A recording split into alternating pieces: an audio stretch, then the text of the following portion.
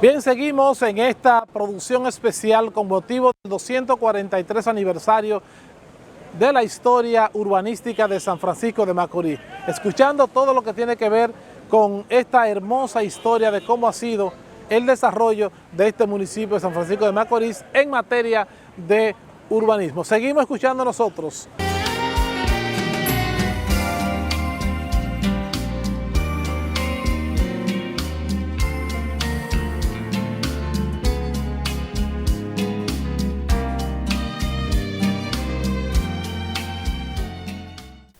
San Francisco de Macorís y el ferrocarril tienen una historia muy interesante, y es que el desarrollo urbano de San Francisco de Macorís y el desarrollo de las inmigraciones importantes que llegaron a San Francisco de Macorís fue por el ferrocarril. Hoy no tenemos el ferrocarril, pero fue algo sumamente interesante que yo quiero que comencemos a abordar. ¿Qué opinan? Las opiniones de ustedes sobre este hito que fue el ferrocarril Santiago-Samaná para San Francisco de Macorís. Sí, antes que nada, el ferrocarril, el nombre del título de ferrocarril Santiago-Samaná, que era el nombre en un principio, pero realmente nunca conectó Santiago y Samaná, porque comenzó en Sánchez, por un asunto de topografía del terreno, sí. Y sobre todo porque en Sánchez era la ciudad más pujante de todo el nordeste en ese momento. De hecho, no es coincidencia que por el puerto de Sánchez, la Bahía Natural de Samaná, y sobre todo que el primer banco que se instaló en toda la isla fue en Sánchez que se instaló el primer banco. Claro. Y eso hizo que fuera una ciudad totalmente pujante. Y el ferrocarril venía, que ni siquiera estaba San Francisco incluido en el trazado del ferrocarril, llegó hasta La Vega. Sí. Lógicamente hubo un tramo que conectó desde San Francisco de Macorís hacia La Gina. Por eso el proyecto habitacional Los Rieles lleva ese nombre. Fíjate el trazado rectilíneo que tiene desde la estación de los bomberos, que es la terminal del ferrocarril, en ese sentido, en ese eje transversal que tiene, llega hasta allá en sentido rectilíneo, donde eran los rieles del ferrocarril, sí. Pero se llama Residencial y Avenida de los Rieles, Proyecto Los Rieles, etcétera, porque conectaba hasta La Gina, ese ramal, pero ese ramal que nos tocó por influencias de un político de la época, no recuerdo el nombre ahora mismo, Manuel María Castillo, me parece que fue que abogó porque pusieran ese ramal, fue quien trajo esa gran inmigración que nos favoreció mucho. Los barcos, no habían aviones, todo el flujo, todo el tránsito mundial era vía marítima, sí. Y el principal puerto en todo el Caribe era el puerto de Samaná. Por eso los cruceros, los transatlánticos que venían desde Italia, venían hacia América, la primera parada que hacían era en el puerto de Samaná. Se detenían a abastecerse de agua, de carbón, de alimentos, para seguir de aquí a su destino, que era México, Suramérica o la costa de Norteamérica. Sur y Centroamérica. Exactamente, pero la primera parada era aquí. Yo me imagino que esos inmigrantes que venían, después de durar mucho tiempo, muchas semanas en el mar, venían a tierra firme y querían desmontarse del barco inmediatamente, y veían en esto que era una isla, pero no tan pequeña como la mente de las islas, y hacían tierra en estas islas, por las facilidades que les daban, porque no había esas regulaciones migratorias que existen hoy en día.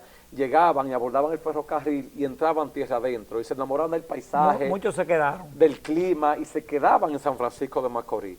Ahí llegaron los chinos, los apellidos como Lolí, los NG, los de la Rosa, y muchos apellidos chinos comenzaron a llegar ahí. Ramia. No, esos no fueron chinos, esos fueron de Medio Oriente. Sí. Llegaron los chinos y comenzaron a dedicarse a un tipo de comercio exclusivo de los chinos, hoteles, restaurantes, relojerías y negocios de ese tipo. Llegaron también de Medio Oriente, uno le dice los turcos, pero venían de Siria, venían de Turquía, venían de Arabia. Ahí llegaron los Ramia, de Palestina, los Ramia, los Rizek, los Rizik, los Curi, los Asili, sí. Los Chalhú, los Abucarma.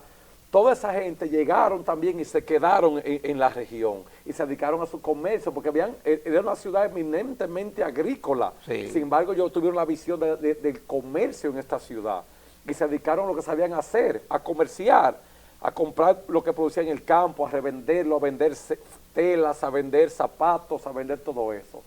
En esos barcos, cabe resaltar que vino mi abuelo materno, vino en esa inmigración en el año 1910, vino un italiano llamado Francesco Caputo, que era mi abuelo materno, vino en ese barco en el año 1910 y se quedó donde una familia que había llegado en viajes anteriores al que él vino y estaba ubicada en Ojo de Agua, entre Tenares y Salcedo, que era la familia Bloise. Y él vino, por referencia de allá, de Santa Domenica Talao, en Italia, y se alojó donde ellos. Entonces ahí se enamoró de la hija de ese matrimonio que le dio acogida, que se llamaba Italia Bloise. Y ahí que comienza el árbol genealógico de mi familia materna, ahí que comienza con el matrimonio Caputo Bloise, y por eso todos los Caputo Bloise están ubicados desde las Guaranas hasta Moca, en esa línea es que vienen todos, ya en Santo Domingo, en Santiago, pero fue en esa línea donde se ubicaron y se dedicó a la agricultura cuando vino. Así vinieron muchísimas inmigraciones. Que precisamente muchos italianos que se radicaron aquí trabajaron las maquinarias para tecnificar la agricultura. Los Papaterra, los Caputo, esos fueron los apellidos italianos que vinieron en esa época. Y toda esa gente, San Francisco de Macorís comenzó a ser una ciudad bastante sui generis para la época. ¿Por qué? Porque no era una ciudad que solamente se conformaba con el capital humano del dominicano que estaba en la ciudad. Sí. Comenzó a recibir estos flujos de inmigrantes. Una mixtura. Con los españoles, señores, claro, que vinieron ahí, los reyes. Mucho. Muchísimos apellidos españoles, que son apellidos tradicionales nuestros, de San Francisco de Macorís, que fundaron empresas nuestras, tan tradicionales como la Barra El Polo, por ejemplo, claro, y el Los Reyes, por ejemplo, que tenía una fábrica de helado. El helado, sí. En ese momento también, o sea, fueron gente que vinieron con una visión distinta, los Muneses, los Risek, vinieron con una visión muy distinta, y eso fue, para mi entender, lo que dio ese empuje astronómico, diría yo, ese crecimiento que hizo que San Francisco de Macorís pasara de ser un paraje, una sección eminentemente rural, a convertirse en 200 años en la tercera capital de la República. Claro. Fíjense una cosa, el ferrocarril trajo muchos beneficios, pero cuando comenzó el auge de que era mejor las carreteras y el otro tipo de combustible, y ya no la comunicación masiva, sino la comunicación personalizada, el ferrocarril se olvidó. Pero hoy en día veo que es importante, y la Escuela de Arquitectura de la Universidad Católica Nordestana ha hecho también un trabajo acerca de eso, haciendo el estudio importante del ferrocarril, que en un principio era Santiago Samaná y que se quedó en de la Vega a Sánchez, pero inclusive ya y alimentaba a Pimentel. Se ha hecho el estudio de seguirlo hasta Puerto Plata, o sea, de hacer una vía de ferrocarril, que es importante que se haga nuevamente desde Puerto Plata, Santiago, La Vega, San Francisco, Cotuí. Enlazar el Cibao. Enlazar todo el Cibao. Aunque nos estamos saliendo un poquito del contexto de este conversatorio, pero es importante siempre resaltar que las ciudades, cuando están en vía de desarrollo, el primer problema, el primer síntoma que presentan es el tránsito. Y es una respuesta fácil, porque tenemos un mismo ancho de vía, pero un parque vehicular que aumenta exponencialmente por un mismo ancho de vía. Y por eso la principal medida que se debe tomar es la colectivización del transporte. Es lo primero que hay que hacer. Ahora, para colectivizar el transporte hay diferentes soluciones. Una de ellas es el ferrocarril. Puede ser autobús, puede ser metro, lo que sea. Claro. Pero hay que colectivizar el transporte, que no es lo mismo tener 20 vehículos pequeños circulando que un gran autobús. No es lo mismo tener con un gran consumo 40 autobuses que tener una línea de ferrocarril o de metro. O sea, el transporte hay que colectivizarlo. Perdón, Jean, y sobre todo, como somos país tercermundista, no productor de petróleo, todavía es más, la carga es más pesada. Sí. Y lógicamente los puntos, para usted llevar esos puntos de colectivización de transporte, debe ir de un punto A hasta un punto B. Ahora ese punto A y B deben ser puntos importantes, generalmente conectores de tránsito, sea de flujo marítimo o aéreo, que me conecten esos puntos. Por eso el ferrocarril en un principio estaba del puerto de Sánchez hasta La Vega, que en un principio era hasta Santiago. Ahora está manejando la tesis de hacer un ferrocarril desde el puerto de Puerto Plata hasta el puerto de Jaina en Santo Domingo, que va a conectar los aeropuertos y ciudades importantes que están en su recorrido. Claro. Y debe hacerse, por lo menos el gobierno, hoy en estos días que estaba mandando a hacer un estudio, estaba hecho el estudio, que van a entender un ferrocarril, no sé qué modalidad, si monorriel o lo que sea, desde el aeropuerto de las Américas hasta en la estación que están construyendo en Los Alcarrizos en Santo Domingo. Sí, es un monorriel. Que sería una obra muy importante. Es un monorriel. Sí. Pero debido al ferrocarril, y debido a la cantidad de inmigrantes y debido a la influencia que hemos tenido, que se han tenido, hemos tenido muchos estilos arquitectónicos que se han hecho aquí en San Francisco de Macorís y que todavía algunos subsisten. Sí. Tenemos el primer edificio de 2 niveles, el primer edificio de 3 niveles, que está frente a lo que era la farmacia San Pedro. El edificio de Nazalí Metillán. De Nazalí Metillán. Sí. Y tenemos otras muchas edificaciones de estilo, pues el ayuntamiento es del estilo neoclásico, pero también tenemos mucho, como tú mencionabas ahorita, muchos de lo que es el estilo isabelino, el estilo republicano también, victoriano, y todo eso que persisten en San Francisco de Macorís y que debemos de preservar. Todo eso, unido a las influencias que se han tenido ya más cercanas, más modernamente o más recientemente, San Francisco de Macorís ha copiado muchas cosas de muchas partes del mundo y no se puede decir que tenemos un estilo único que se haya hecho, sino es más o menos un estilo internacional. Sí. Aunque tenemos algunas edificaciones... Un eclecticismo. Es ecléctico, aunque tenemos algunas edificaciones que no son de esos estilos, sino que son ya del modernismo, que se están perdiendo lamentablemente y que deberíamos preservar, como es donde se encontraba la antigua casa senatorial, sí, que es una edificación que es majestuosa, claro, sí, que merece la pena preservar, y hay algunas otras que lamentablemente ya no están. Entre esos edificios que tú mencionas, Chuchu, es importante resaltar siempre nuestra Fortaleza Duarte. Claro. Es un edificio que tiene más de 100 años, claro, con un estilo arquitectónico muy imponente por la estrategia militar y todo, sí, eso que vale la pena mencionar, y sobre todo porque es una de las primeras estructuras en hormigón armado que se hicieron en la ciudad, también esa parte. Y en su fachada se siente el peso de la arquitectura militar. Sí. Sí, eso se pretende preservar precisamente ahora, sí, para poner a la Escuela de Bellas Artes ahí, pero ese ya es otro tema. Pero en cuanto a la planificación de la ciudad, nuestra ciudad ha habido intentos de planificación, pero ha crecido de una forma desordenada. ¿Qué ustedes opinan a ese respecto? Bien, yo creo que como... Antes que Elías, déjame introducir esta parte, señor Elías, arquitecto de la Antigua, es un experto en este tema de planificación, porque no por coincidencia, él fue el pasado director de planeamiento urbano de nuestra ciudad. Y yo sé que sus observaciones van a ser importantes. De hecho, cuando estaba cursando la maestría en planificación urbana y gestión municipal, por allá por el año 1998, yo recién graduado de arquitecto de la universidad, yo conocí a Elías en esos días, sí, y con Elías era la poca gente, yo podía sentarme a hablar de temas urbanos, de urbanismo, de la ciudad, de qué va a pasar con la ciudad y todo eso. Señores, hace 22, 23 años de eso, sí, era con Elías que hablaba de esos temas precisamente, y cosas del mundo. Elías le toca después ser director de planeamiento urbano, una oficina que es quien está encaminada a dar la primera voz cantante en estos temas, y Elías es un experto de este tema que va a citar ahora mismo. Gracias, Jean. Mira, precisamente los graves problemas de San Francisco de Macorís, decía Erwin Cott, es el orden desordenado. Sí.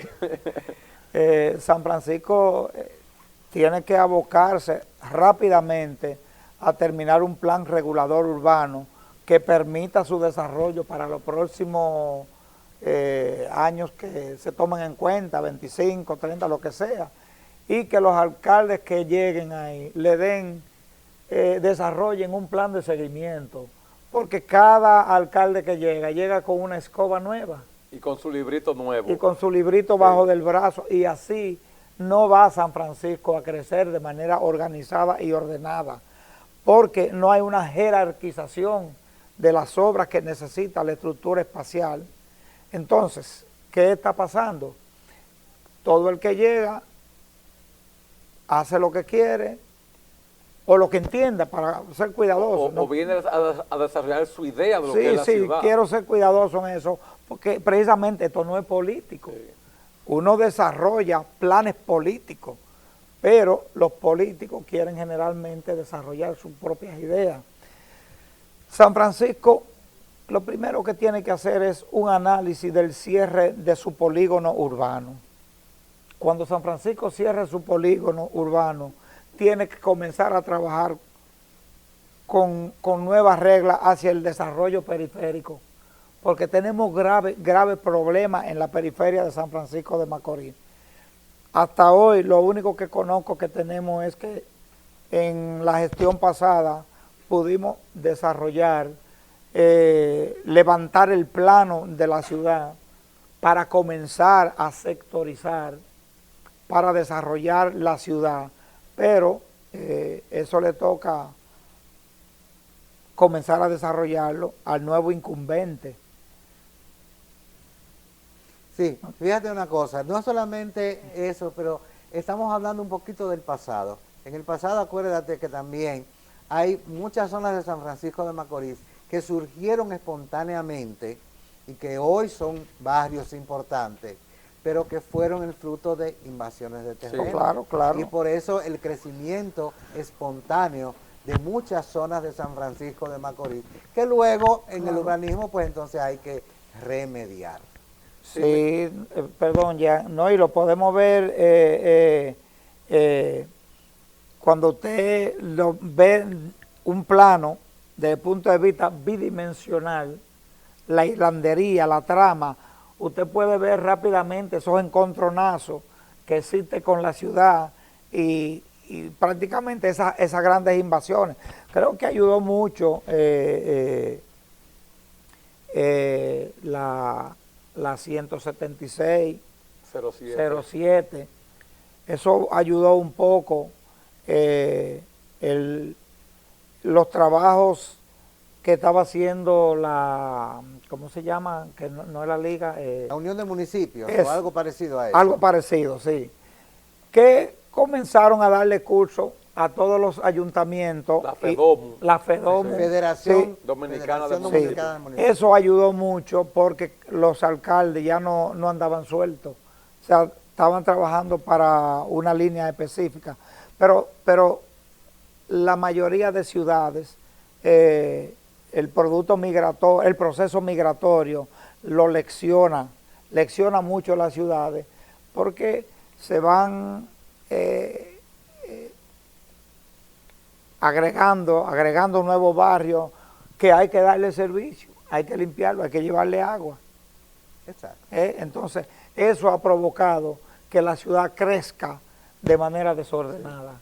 Pues yo diría que en cuanto a la visión integral de la ciudad, no tenemos una ciudad tan compleja para poder planificarla, porque fíjate que tenemos una trama urbana que está sobre una superficie que es prácticamente plana, con una orografía bien definida, Río Jaya, Río Guzmán, Cañada Grande, etcétera, lo cual nos permite un desarrollo que permite que San Francisco de Macorís, su centro de la ciudad, sea prácticamente una cuadrícula plana, sí, claro, lo cual planifica, ayuda mucho a lo que es la planificación territorial del territorio. Ahora bien, cuando vamos pasando los accidentes topográficos de la ciudad, léase Avenida Caunabo, cruzando el Río Jaya, sí, la parte alta de la ciudad y esta parte hacia aquí, hacia la parte sur de la ciudad, vemos como comienza a degradarse esa trama urbana y es producto en muchas de esas partes por la invasión de los terrenos, sin planificación que se da, que Chuchu comentaba.